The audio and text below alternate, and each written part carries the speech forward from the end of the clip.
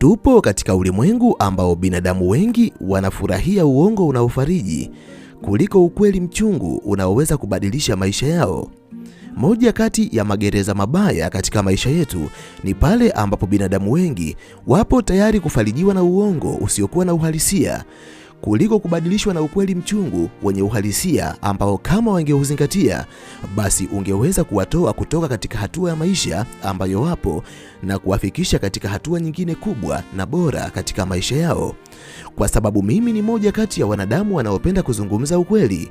Huenda video hii usifurahie, lakini ngoja nikwambie kitu kimoja. Kama ukichukulia video hii kama dawa, video hii itakuwa kama mwarobaini ambao utakwenda kubadilisha maisha yako. Ndani ya video hii nitakwenda kuzungumzia ukweli mchungu ambao binadamu wengi hawapendi kusikia, lakini ni ukweli ambao kama binadamu angeweza kusikia na kuutendea kazi, basi ukweli huo ungekwenda kubadilisha maisha ya mamilioni ya wanadamu ambao wamezaliwa na kuishi katika uso wa dunia. Kama wewe ni moja kati ya waungwana ambao wanatamani kusikiliza ukweli huu, amini video hii nimeiandaa mahususi kabisa kwa ajili yako. Kama unatamani kuendelea kujifunza mambo mbalimbali kupitia video zetu, jiunge nasi kwa kusubscribe katika chaneli hii ya Fafanuo Media. Hapo utakuwa wa kwanza kupata video zetu pindi tunapoziweka kwenye chaneli hii.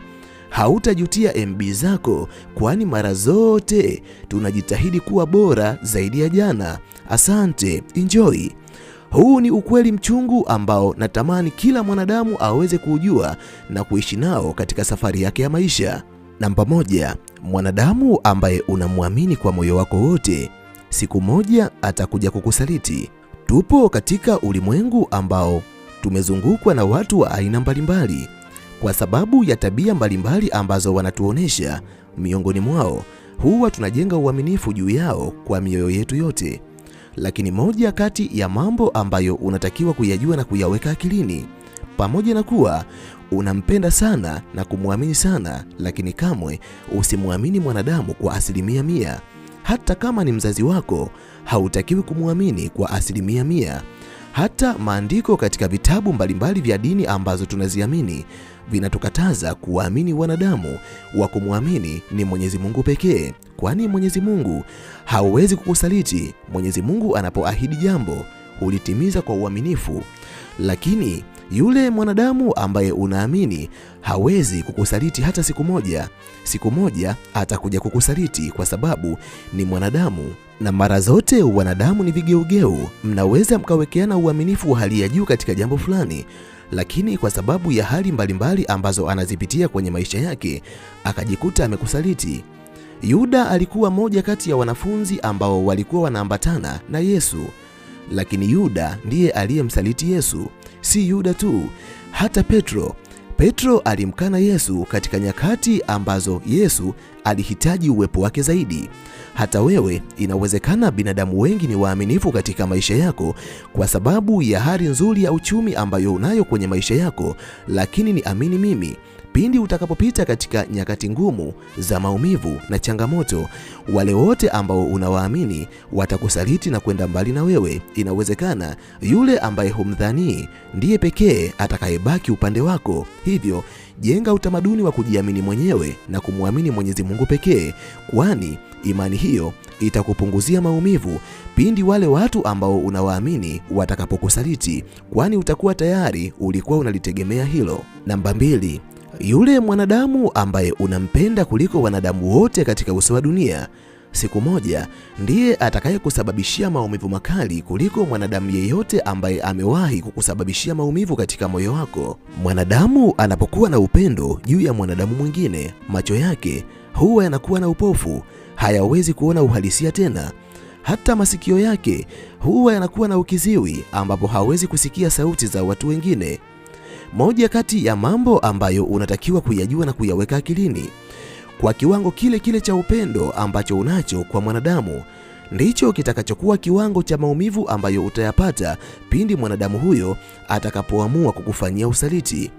Moja kati ya mambo ambayo ni vema ukajifunza na kuishi nayo kwa tahadhari Pamoja na kuwa kwa asili wanadamu tumeumbwa tukiwa na mioyo ya kupenda, lakini ni vema pia tukaweka matarajio ya kusalitiwa na watu ambao tunawapenda, kwani binadamu wengi ambao tunawapenda na kuwategemea katika maisha yetu, kuna nyakati ambazo wanaweza kuwa vigeugeu kwa sababu ya mazingira mbalimbali na nyakati ambazo wanazipitia katika maisha yao.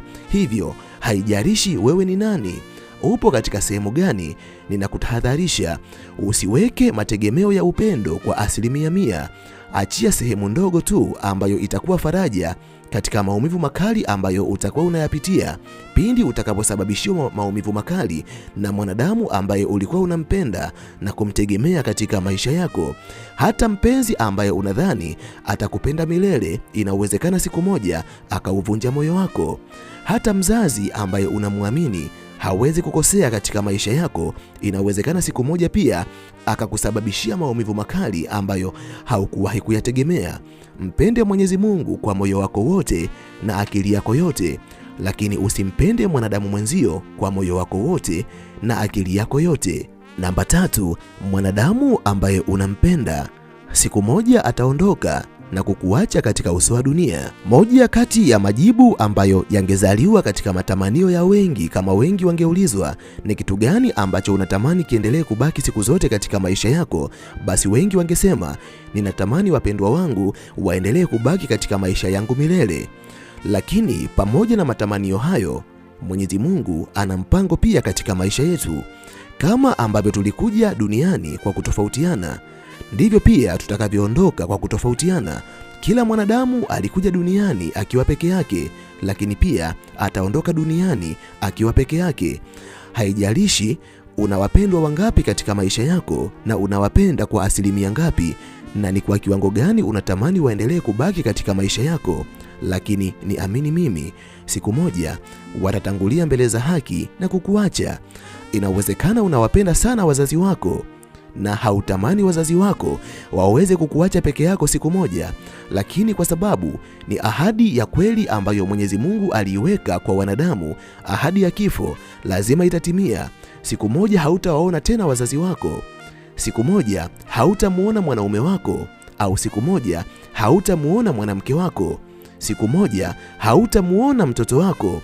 Hayo ni maumivu makali ambayo utabaki nayo katika moyo wako, lakini ni vema ukajiandaa na hayo, uishi ukitarajia kuwa Mwenyezi Mungu ana mpango na kila mwanadamu ambaye amezaliwa na kuishi katika uso wa dunia. Kwa sababu hiyo, kila mwanadamu atakapomaliza misheni yake ambayo alikuja duniani kuitimiza, ataondoka kwa wakati wake, haijalishi anapendwa na wanadamu wengine kwa kiwango gani.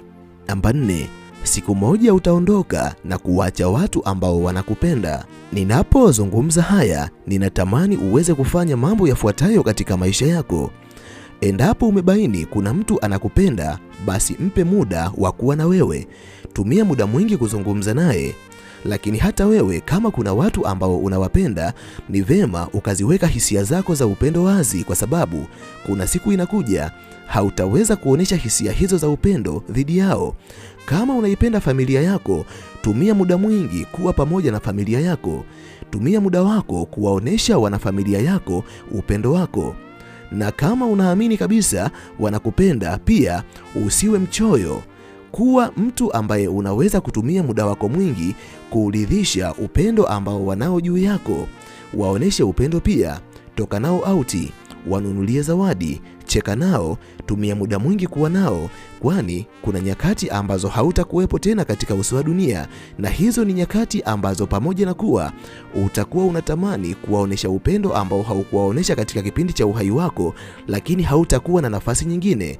Ngoja nikwambie kitu kimoja, kwa sababu siku moja utaondoka na kuacha watu ambao wanakupenda. Unapokuwa hai, tumia muda kuthamini upendo wao, usiufanye upendo wao kugeuka na kuwa maumivu katika mioyo yao. Namba 5, binadamu ambao unawategemea siku moja watakukimbia kwa sababu ya ndoto ulizokuwa nazo na msaada ambao unahitaji kwa ndugu, rafiki na jamaa zako, na namna ambavyo watu wanajitolea kwa ajili yako. Wapo baadhi ya binadamu ambao umewaweka katika daraja la msaada katika maisha yako. Ni binadamu ambao wanajitoa mara kwa mara kwa ajili yako, Lakini moja kati ya mambo ambayo unatakiwa kuyajua na kuyaweka akilini katika hili, hata kupitia maandiko kwenye kitabu kitakatifu cha Biblia, Mwenyezi Mungu anamkataza mwanadamu kumtegemea mwanadamu mwenzie, kwani ni kama amelaaniwa mwanadamu amtegemeaye mwanadamu mwenzie. Mwenyezi Mungu anahitaji kutegemewa yeye pekee. Kumbuka, Mwenyezi Mungu ametuumba sisi na anajua sisi ni vigeugeu. Kuna wakati unaweza ukajitoa na kumsaidia mtu fulani, ukamtengenezea mwanadamu huyo hali ya utegemezi juu yako, lakini kesho ukabadilisha mawazo na kuanza kufanya mambo mengine. Ninakushauri, haijalishi watu wanajitoa kwa ukubwa kiasi gani katika maisha yako, kamwe usiweke mategemeo yako juu yao. Mtegemee Mwenyezi Mungu, kwa sababu hata unayemtegemea siku moja ataondoka na kwenda mbali na maisha yako. Mimi kwa leo naomba niishie hapa. Ninahitimisha nikiamini lipo jambo kubwa ambalo umejifunza kupitia video hii. Nikutakia wakati mwema na tukutane tena katika video ijayo.